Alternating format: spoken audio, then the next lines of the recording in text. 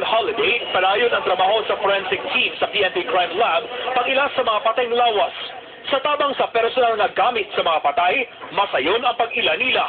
We have already agreed with my legal officers. We have certain guidelines paano natin i-approve yung mga cadavers na may mga identification na. So, parang ano naman, meron kaming mga sa amin na protocol na kung ano yung mga basihan, i-release na lang.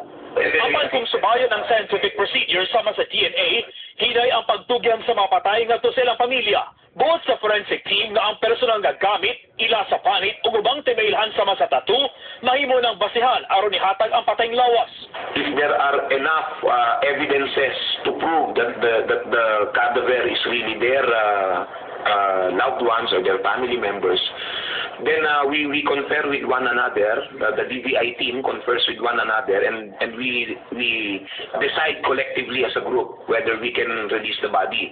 Of course, subject to the relatives producing documents. Apan alang sa mga patay nga giilugan ug Y identification, kinahanglan ng muagi sa DNA matching. Ang DNA sample gikan sa mga ginikanan ug anak ang labing epektibong sample. Kini ang hinungdan nga nung dili una mapauli sa kauluhan sa Eduardo Cañas o iyang misis. Wa paghapon ikita ang ilang anak nga si Jomedisa. Hindi nga kami uwi. Yung kapatid ko lang sumama sa anong kapatid na namatay. Ang patay lawas sa igsuon ni Eduardo nakit-an og nailhana. Gitakda ning dalon sa Las Piñas tungod kay 7 ka adlaw lang ang balsamar. Ang naluwas sa trahedya nga igsuon ang moban sa patay paingon sa kauluhan.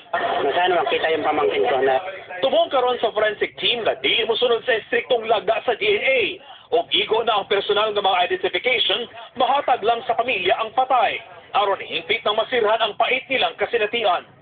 Rico Lucena, ABS-CBN News.